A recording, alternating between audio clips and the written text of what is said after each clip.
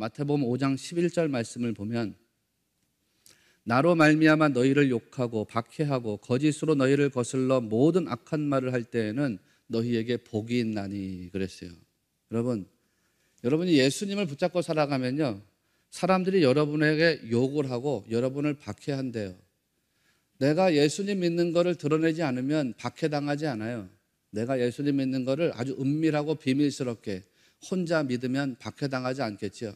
내 남편도 모르게, 내 아내도 모르게, 내 자식도 모르고 내 부모도 모르게 내가 예수님을 신앙한다. 그러면은 박해당할 이유가 없어요.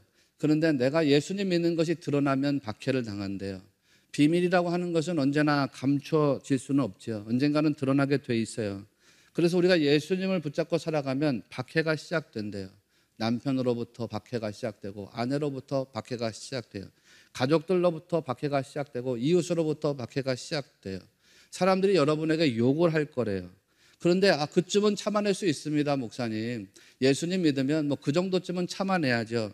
여러분 다 참아내실 수 있으신가요? 참아낼 수 있겠지요. 저도 참아내고 여러분도 참아낼 수 있을 거예요, 아마. 그런데 그 다음에 따라오는 말이 우리를 고민스럽게 하거든요. 거짓으로 너희를 거슬러 모든 악한 말을 할 때에는 너희에게 복이 있나니. 사람들이 거짓말로 여러분을 비방하기 시작한대요. 사람들이 거짓말로 여러분을 모함하기 시작한대요. 사람들이 거짓된 말로 여러분에게 악을 말하기 시작한대요. 여러분, 이런 것을 견뎌낼 수가 있겠습니까? 여러분은 이런 것을 경험해 보신 적은 있으신가요? 누가 거짓말로 나를 비방했어요. 누가 거짓말로 나를 모함하고 누가 거짓말로 나를 괴롭게 했던 그런 것들을 체험하신 적이 있는가요? 예수님을 붙잡고 살아가면 그것이 우리 삶에서 현실이 된다는 거예요. 그러니까 신자가 영적인 삶을 살기로 작정하면 이제는 육체만 괴롭힘을 당하는 게 아니고요, 마음도 괴롭힘을 당하고 영혼도 괴롭힘을 당하게 된대요. 왜? 세상은 성도를 사랑하지 않거든요. 세상은 예수 그리스도를 미워하기 때문에 예수 그리스도를 사랑하는 성도를 미워하거든요. 그래서 성도를 자꾸 넘어지게 하려고 해요. 그러면 여러분, 어떤 사람들에게 시험이 찾아오는 것일까? 어떤 사람에게, 성경에 보면 불같은 시험이 우리에게 올 때가 있대요. 그럼 어떤 사람에게 그런 불같은 시험이 찾아 들어오는 것일까요? 예수님과 거리가 먼 사람에게 시험을 찾아 들어올까요? 아니면 예수님과 거리가 가까운 사람에게 불같은 시험을 찾아 들어올까요? 어떤 사람일까요? 먼 사람일까요? 가까운 사람일까요? 네, 그렇습니다. 예수님과 가까운 사람. 예수님과 가까운 사람일수록 불같은 시험이 들어오게 되겠죠. 왜요? 세상에 예수님과 가까운 사람일수록 더 많이 미워하기 때문입니다. 그래서 불같은 시험으로 그 사람을 넘어뜨리려고 해요. 믿음을 넘어뜨리려고 하거든요. 여러분, 이거를 오늘 분명히 아셔야 됩니다. 때로는 고난과 시련이 내 잘못으로 오는 경우가 있습니다. 그런데 그거하고 전혀 다르게 아주 지독한 불시험이라는 것이 내가 주님을 너무 사랑하기 때문에 들어오는 경우가 있습니다. 내가 주님과 너무 가깝기 때문에 들어오는 경우가 있어요. 요거를 잘 분별하셔야 돼요. 그래서 내가 예수님을 신앙하기로 작정했을 때에, 내가 예수님을 좀 더 열심히 신앙하기로 작정했을 때 내게 어떤 시험과 시련이 다가온다 그러면 그것이 나의 믿음을 시험하기 위한 마귀의 역사인 것을 분별하시고 담대하게 믿음으로 승리해 나가는 여러분들이 다 되시기를 바랍니다. 하나님 나라의 백성이 불시험이라든지 광야를 통과하는 또 다른 이유가 있어요. 그거는 뭐냐면 하나님께서 우리를 믿음의 반석 위에 세우시려는 목적이에요. 우리가 이전에는 다 죄인이었지요. 여러분이 구원받기 이전에는 다 죄인이었어요. 여러분에게는 죄의 흔적이 있어요. 저에게도 죄의 흔적이 있고 여러분에게도 죄의 흔적이 있어요. 여러분이 죄인이었다는 사실을 나타내주는 흔적이 뭐냐? 아주 쉽게 찾아볼 수 있는 것이 교만이에요. 교만. 목사님, 나는 교만하지 않은데 나는 겸손해요 라고 말할 수 있는 분 많지 않을 것입니다. 우리 본성 안에는 교만이라고 하는 죄의 흔적이 남아있어요. 누가 내 말을 무시해요. 누가 나의 행위를 무시해요. 그래서 화가 나요. 성이 나거든요. 이게 우리 안에 있는 죄의 흔적이에요. 인간은 교만을 가지고 있어요. 죄된 본성 안에 나를 내세우고 자랑하고 싶은 마음이 있거든요. 그래서 구원받은 이후에도 자기가 하나님 위로 올라서려고 해요. 자기 마음, 자기 생각대로 무엇이든지 하려고 하는 본성이 남아있다는 거죠. 그렇기 때문에 하나님께서 이런 불시험과 광야의 연단을 통해서 우리 자아를 다스리려고 하시는 거예요. 나를 신뢰하는 게 아니라 하나님을 신뢰하는 백성으로 세워가시려고 하죠. 어떻게 보면 어떤 상황에서라도 하나님을 바라보고 신앙하는 사람으로 하나님이 세우시려고 해요. 그러니까 베드로전서 4장 12절 말씀에서 사랑하는 자들아 너희를 연단하려고 오는 불시험을 이상한 일 당하는 것 같이 이상하게 여기지 말라 그랬어요. 불시험이 우리에게 올 때 그거 이상하게 여기지 말아라. 하나님은 성도들을 참된 그리스도인이 되게 하시려고 자꾸 이끌어 가십니다. 이게 얼마나 은혜예요. 여러분이 그리스도인 됐지만 여러분을 더 신실한 그리스도인으로 삼으시기 위해서 하나님이 자꾸 이끌어 가신다는 거, 이끌어 가신다는 거. 저도 마찬가지고. 그래서 때로는요, 우리가 하나님의 통치를 받아들일 수밖에 없는 그런 상태로 우리를 몰아가실 때가 있어요. 마치 잃어버린 양의 상태처럼 우리를 몰아가실 때가 있다 이 말씀이에요. 시련과 환난을 만나요. 역경과 고난을 만나요. 그래서 내가 저 세상을 붙잡고 살아가는 동안에는 참된 평안도 만족도 행복도 얻을 수 없는 거로구나. 내가 진짜 붙잡아야 될 분은 예수님밖에 없구나. 하나님밖에 없구나. 그 진리를 깨닫게 하시려고 해요. 마귀는 우리의 자아를 자꾸 유혹합니다. 어떤 식으로 유혹하냐면 하나님 없이 한번 살아봐. 그래 살 수 있을 거야 라고 자꾸 유혹해요. 자기의 자아를 만족시키라고 우리를 유혹해요. 오늘 말씀도 그런 겁니다. 3절을 보면 시험하는 자가 예수께 나와서 이르되 너가 만일 하나님의 아들이거든 명하여 이 돌들로 떡덩이가 되게 하라. 이렇게 이야기하고 있죠. 너무 유명한 말씀이잖아요. 40일을 금식하신 예수님한테 마귀가 너 배고프지? 그 배고픔을 가장 먼저 해결봐라. 그 얘기 하신 거잖아요. 배고픔을 극복해라. 배고픔을 해결해라. 이게 지금 뭐 하라는 거예요? 육신의 정욕을 만족시키라는 거예요. 육신의 정욕. 너 육신의 정욕이 있지? 그거를 일단 만족시키고 가자 이거예요. 그런데 이 육신의 정욕을 만족시키기 위해서 어떻게 하라는 거냐? 잘 보시면요. 어떻게 하라 그래요? 육신의 정욕을 만족시키기 위해서 뭐 하라는 거예요? 이 돌들로 떡덩이가 되게 하라 그래요. 여기 돌들인데 떡이 되게 하래요. 누가 하라는 거예요? 떡되게? 하나님한테 떡되게 해달라는 게 아니면 마귀한테 떡되게 해달라는 거예요? 아니면 누가 이거 돌들로 떡이 되게 하라는 거예요? 예수님이죠. 예수님이 하나님의 아들이라면 그렇게 하라는 거예요. 여러분 마귀가 유혹하는 핵심이 여기에 있습니다. 너가 하나님의 자녀냐? 그러면 너 특권을 사용해. 너의 자아를 발동해가지고 내 능력을 한번 발휘해봐라. 너가 직접 떡을 만들어봐. 내 힘으로 한번 살아봐. 너 충분히 그렇게 살 수 있어. 내 힘으로 살아갈 수가 있는데 뭐를 걱정하니? 너가 떡을 만들어가지고 떡을 먹으면 되는 거야. 네 힘으로 얼마든지 그렇게 할 수가 있잖아. 이렇게 마귀는요, 우리 자아를 발동시키는 데 선수예요. 하나님 없이 살아보라고, 하나님 의지하지 못하게 해요. 자기 노력과 열심을 가지고 살아보라고 자꾸 우리를 유혹하거든요. 여러분 오해하시면 안 돼요. 자기의 열심과 노력이 잘못됐다고 말씀드리는 게 아닙니다. 여러분 우리가 세상 살아가는 동안에 열심히 살아야죠. 열심히 수고하고 열심히 노력해야죠. 그게 잘못이라는 게 아니에요. 그렇게 살아야죠. 그런데 하나님 없이 그렇게 하는 건 잘못이라는 거예요.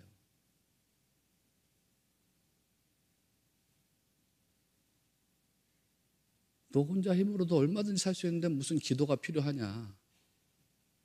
기도 안 해도 돼. 너의 열심과 노력으로 떡을 만들어서 얼마든지 살 수 있잖아. 무슨 예배야 예배는. 예배 안 해도 돼. 너 열심과 노력으로 얼마든지 떡 만들어 살 수 있는데 뭘 가지고서 예배를 해? 네 힘으로 살아. 자기 열심과 노력만 가지고 살게 하는 거죠. 하나님 없이. 근데 여러분 성도는 자기 열심과 노력에도 하나님의 은혜가 부어지기를 기도해야 하는 존재인 것을 믿으셔야 됩니다. 내 열심과 노력 없이 살라는 게 아니에요. 열심히 노력하고 열심히 수고하세요. 그러나 그 열심과 수고에 하나님의 은혜가 부어주시기를 기도하면서 사는 성도가 되시기를 바랍니다. 여러분이 잘 아시는 시편 127편 1절 말씀을 보면 여호와께서 집을 세우지 아니하시면 세우는 자의 수고가 헛되다 그랬잖아요. 하나님이 집을 세우지 않으면 세우는 자의 수고가 헛되대요. 해벨이에요. 공허해진다는 거예요. 허무해진다는 거예요. 하나님이 만져주시지 않으면 다 허무로 끝난다는 거예요. 그러니까 하나님이 세우시도록 하라는 거죠. 시편 128편에서 하나님을 경외하는 사람에게 복 주신다는 말씀이 나갑니다. 시편 128편에서 하나님을 경외하는 사람이 받는 첫 번째 복이 뭐예요, 여러분? 첫 번째 복이 내가 내 손이 수고한 대로 먹을 것이라 내가 복되고 형통하리로다. 하나님 경외하는 사람에게 첫째로 주는 복이 뭐냐면 내 손이 수고한 대로 먹을 것이라는 거예요. 아니 그게 무슨 복입니까, 목사님? 내가 수고한 대로 먹는 게 당연한 거지. 여러분, 내 손이 수고한 대로 먹는 게 가장 평범한 것 같아요. 가장 작은 것 같아요. 그러나 여러분, 이것이 여러분에게 하나님 주시는 가장 큰 복인 것을 믿으셔야 돼요. 농부가 봄철, 여름철에 열심히 농사를 져요. 수고를 하지만 가을에 수고한 대로 결실을 얻는 건 아니라고 했어요. 태풍이 몰아치고 가뭄이 들면 열심히 수고했어도 수고의 열매를 보지 못해요. 어부가 바다에 나가지고 밤새도록 그물질을 했어도 그 수고의 열매를 보지 못할 때가 있어요. 사업하시는 분들은 더 잘 아실걸요. 1년 내내 열심히 사업을 했지만 그 열심히 수고한 것에 결실을 보지 못할 때가 있어요. 내가 수고하지 않은 게 아니잖아요. 열심히 수고했어요. 여러분의 자녀들은 어떠신가요? 열심히 여러분이 자녀들을 양육하시잖아요. 일평생 동안 내 생명을 다 바쳐가지고 자식들을 양육하잖아요. 저도 지금 자식들을 양육하고 있지만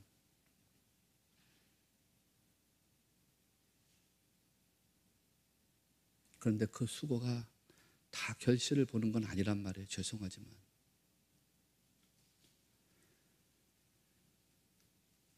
세상은 그렇습니다. 내가 수고한 대로 결실을 얻는 게 아니거든요. 그런데 하나님을 경외하는 사람들에게 어떻게 주신다는 거예요? 하나님을 경외하는 사람들에게는 수고한 대로 결실을 얻게 하신대요.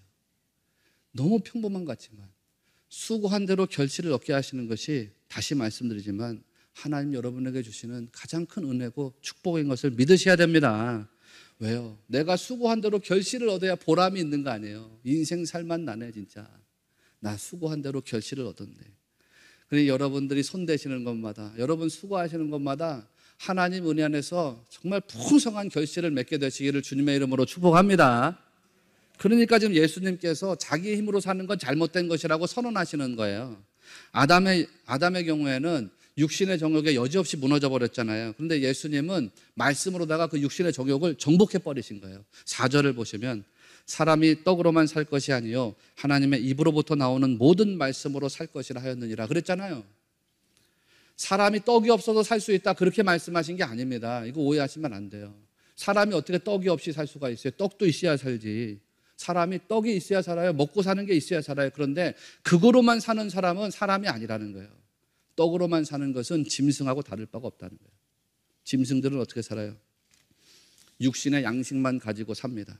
자기 힘으로 삽니다. 노력으로 삽니다. 열심으로 삽니다. 자기가 사냥해서 잡아먹고 자기가 풀 뜯어 먹으면서 살고 먹고 사는 양식에만 의존해서 살아가니까 우리가 그런 짐승들을 본능에 의존해서 산다 이렇게 이야기하잖아요. 그런데 인간은 다르다는 거죠. 인간은 뭐로 살아야 되느냐? 인간은 하나님 의지해서 살아야 된다는 거예요. 나 믿고 의지하는 인생이 아니라 하나님 믿고 의지하는 인생 되어야 된다는 거예요. 그러니까 하나님의 입으로부터 나오는 모든 말씀으로 살 것이라 이렇게 이야기하는 거예요. 여기서 말씀이 또 레마티예요. 헬라어로 레마티. 내 안에 들어와서 내 말씀이 된 거. 로고스가 딱 선포됐는데 그 로고스가 내 안에 들어와서 내 영혼의 양식이 된 말씀이 레마잖아요. 레마. 하나님으로부터 말씀이 다 나오는데요. 그 말씀이 내 안에 들어와서 양식으로 되는 거예요. 그 말씀이 내 안에 들어서 나의 본성을 다스려요. 그 말씀이 내 안에 들어와서 내 삶의 기준이 돼요. 그 말씀이 내 안에 들어와서 내 삶을 이끌어 나가요. 내가 적극적으로 말씀을 붙잡고서 그 말씀에 순종해 살아가요. 그게 인간이라는 거예요. 어떻게 사람이 살아가야 되느냐? 자기를 의지하는 게 아니라 하나님을 의지하고 말씀을 의지해 살아야 된다. 그 얘기를 하는 거죠. 여러분 이미 그렇게 살고 계시겠지만 여러분의 일생의 삶이 하나님을 의지하고 말씀을 의지하고 이렇게 붙잡혀 살아가는 성도가 되시기를 바랍니다. 그럴 때 진짜 수고의 결실이 내 안에 들어오는 거예요.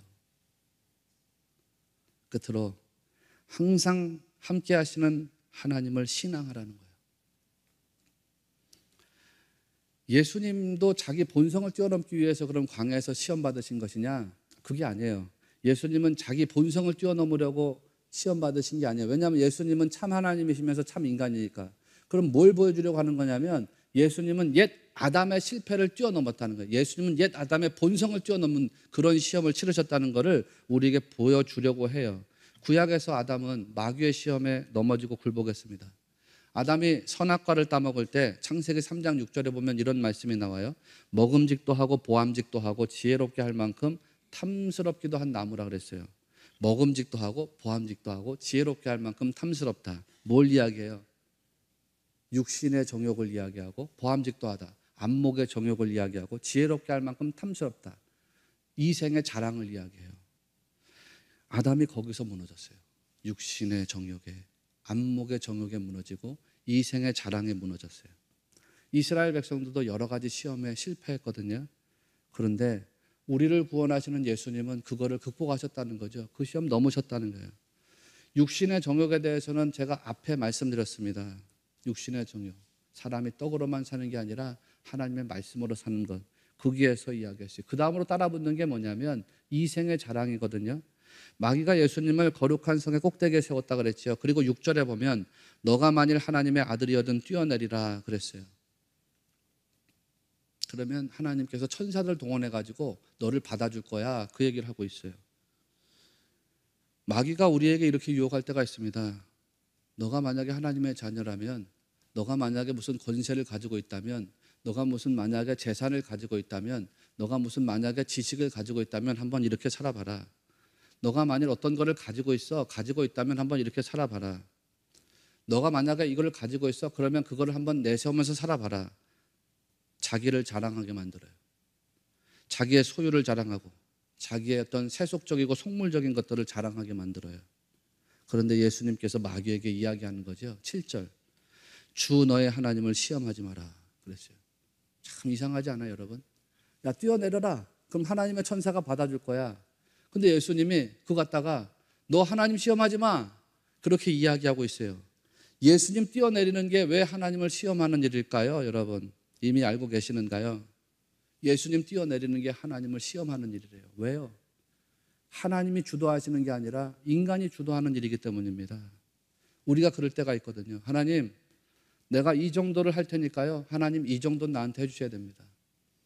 하나님, 내가 이만큼 정도 했으니까요, 하나님 나한테 이만큼 정도는 해주셔야 됩니다. 하나님, 내가 이 정도쯤 했거든요. 내 공로를 내세우죠. 그러니까 하나님 이만큼 해주시는 게 당연하지 않겠어요? 하나님, 내가 이 정도로 바르게 살고 있잖아요. 말씀 붙잡고 기도하고 있죠. 그러니까 하나님 나한테 이 정도쯤 해주셔야 됩니다. 내 의를 앞세울 때가 있거든요. 그리고 그걸 가지고서 하나님께 뭔가를 기대하는 거죠. 하나님이 주인 되셔가지고 주도적으로 내 인생을 이끌어가야 되는데 내가 주인 돼가지고 하나님을 이끌어가려고 하는 거예요. 이 미묘한 뉘앙스를 여러분이 오늘 발견하게 되시기를 바랍니다. 이스라엘 백성들이 르비딤에 갔어요. 출애굽기 17장에. 거기에 물이 없어요. 무리바라고도 하는. 그랬더니 이스라엘 백성들이 모세와 싸우는 거예요. 왜 싸웠느냐? 우리가 모세하고 싸우면 하나님이 우리한테 물 주시겠지. 저 사람 하나님이 세운 지도자인데 저 지도자가 잘못됐어. 우리가 저 사람한테 컴플레인하면 그 지도자를 세운 하나님이 가만히 안 있겠지. 물 주시겠지. 그래가지고 그 모세와 이스라엘 백성 싸워요. 그거를 하나님께서 뭐라고 말씀하셨느냐? 너희가 나를 시험하였다. 맞사. 왜 시험했느냐? 하나님이 주도적으로 일하시는 게 아니라 인간이 주도적으로 하나님을 끌고 가려고 했기 때문에. 이게 시험이라는 거예요. 하나님이 주인 되셔서 해야 하는데 자기가 주인 되어서 하는 것입니다.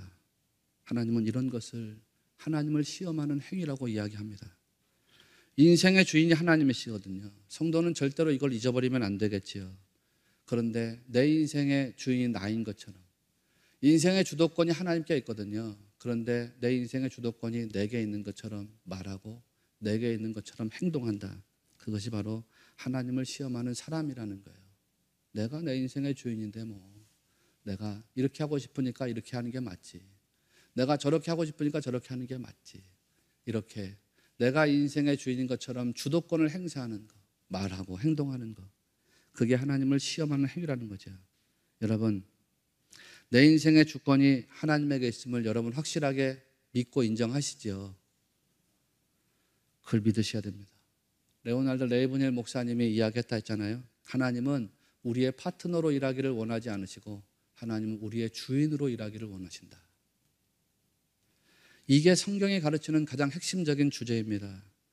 여러분의 인생이 하나님의 손에 딱 붙잡혀 있다는 것을 인정하시기를 바랍니다. 그러면 마지막 시험이 자연스럽게 해결이 돼요. 마지막으로 따라온 게 이제 안목의 정욕이거든요. 8절을 보면 마귀가 예수님에게 천하 만국과 그 영광을 보여줬어요. 그러면서 하는 말이 9절. 만일 내게 엎드려 경배하면 이 모든 것을 내게 주리라 그랬어요. 마귀에게 경배를 하면요, 천하 만국과 영광을 예수님에게 주겠다는 거예요. 마귀가 세상을 보여줬어요. 세상을 보여주면 그 세상이 참 좋아 보이거든요. 우리로 하여금 세상을 보게 해요. 주목해서 보게 해요. 그래서 그 세상에 대해서 우리가 가지고 싶도록 소유욕을 일으켜버려요. 이거를 안목의 정욕이라고 하거든요. 그런데 잘 생각해 보시면 천하 만국과 영광이 누구의 거예요? 천하 만국과 영광이 마귀의 것입니까? 하나님의 것입니까? 누구 거예요? 하나님. 그러니까 지금 마귀가 하는 말이 진실이에요, 거짓이에요? 진실을 살짝 섞은 거짓말이죠. 마귀가 천하 만국과 영광의 일부를 우리에게 줄 수는 있어도 그 전부를 줄 수는 없어요. 여러분에게 출세의 맛을 보게 할 수는 있어요. 성공의 맛을 보게 할 수는 있어요. 재물의 맛을 보게 할 수는 있어요. 그러나 여러분에게 참된 진리와 행복을 줄 수는 없어요. 왜냐하면 그의 주인은 하나님이시기 때문이에요. 그러니까 지금 예수님 뭘 얘기하는 거야? 너 지금 거짓말하고 있는 거야. 천하 만국과 영광은 네가 줄 수 있는 것이 아니라 하나님이 주실 수 있는 거야. 왜? 하나님이 주인이시니까. 그러니까 뭘 얘기해요? 사탄아 물러가라. 오직 하나님을 경배하고 다만 그를 섬기라. 하나님만 섬기라. 하나님만. 하나님이 주인이시니까. 여러분, 피조물의 도리가 뭡니까? 피조물의 도리는 하나님을 주인으로 섬기는 것입니다. 마귀에게 절하고 우상 숭배하는 것이 아니라 오직 하나님을 주인으로 모시고 섬기고 그런 것입니다. 우리가 매 주일마다 묵상해야 되는 주제가 여기에 있거든요. 세상에 나가서 사는 동안에 우리가 이걸 잊어버린단 말이에요. 그러면 주일에 다시 모여갖고 예배할 때 묵상하고 생각하는 거, 인생의 주인 되시는 분이 진짜 하나님이시지. 내가 내 뜻대로 인생이 사라지지 않는 이유는 내가 내 인생의 주인이 아니기 때문이지. 주인이 따로 있으니 내 뜻대로 안 사라지는 거지. 그러니까 내 뜻대로 사는 게 축복이 아니라 하나님의 뜻대로 이끌림 받는 게 축복인 것이지. 이거를 깨달으라는 거예요. 그러니 여러분, 날마다 이 사실을 진리 안에서 세워나가면서 하나님을 신앙하는 여러분들이 되시기를 바랍니다. 다만 우리 인생의 시험이 있을 때 하나님 우리와 동행하신다는 믿음도 여러분이 가지시기를 바랍니다. 시험이 들어왔을 때에 그는 인생의 시험 없기를 기대하고 바라는 게 아니에요. 시험 중에라도 나와 함께 하신 하나님, 그 하나님께 감사와 찬송과 영광을 돌리는 여러분이 되셔야 돼요. 그러면 하나님이 능히 모든 시험을 이기게 하신다는 거예요. 신명기 8장 2절 말씀을 드릴게요. 모세가 내 하나님 여호와께서 이 40년 동안에 내게 광야길을 걷게 하신 것을 기억하라 그랬어요. 왜 40년 동안 광야를 걷게 했느냐? 신명기 8장의 핵심 그거 아니에요? 너를 낮추시며 너를 시험하사 내 말 듣는지 안 듣는지 알게 하랬다. 이스라엘을 낮추고 하나님 말씀 듣는지 안 듣는지 알게 하시려고 40년을 광야길을 걷게 하셨대요. 그런데 여기 내 하나님 여호와께서 이 40년 동안에 내게 광야길을 걷게 하신 것을 기억하라. 걷게 하신, 여기에 해당하는 히브리 단어가 홀리카카라는 단어인데 이 단어가 참 재밌는 단어예요. 홀리카카는 걷게 했다는 뜻도 있는데 인도했다는 뜻도 있고 이끌어 주셨다는 뜻도 있어요. 그러니까 모세가 지금 뭘 얘기한 거냐면 이스라엘 백성들아, 이 40년 동안에 하나님께서 너희들 광야길을 인도하셨다는 것을 너희들 기억해라. 기억해라. 여러분, 이게 은혜입니다. 우리 삶에 시련이 들어와요. 환란이 들어와요. 역경이 있어요. 그런데 우리가 그냥 혼자 살아가는 게 아니에요. 하나님께서 이스라엘 백성들을 광야에서 그냥 걸어가게 하신 게 아니에요. 하나님께서 그들을 인도해 주셨다는 거죠. 이런 게 은혜예요. 하나님께서 여러분의 생애를 날마다 인도하신다는 믿음을 꼭 가지셔야 돼요. 하나님이 나를 인도하셔. 이스라엘을 구름 기둥과 불 기둥으로 인도하셨던 것처럼, 만나와 메추락으로 인도하셨던 것처럼 여러분의 인생도 인도하고 계세요. 그러니까 여러분이 감당할 수 있는 시험만을 하나님이 허락하신다는 것을 믿으시기를 바랍니다. 바울이 이야기했던 것처럼 감당하지 못할 시험 당함을 허락하지 않으세요.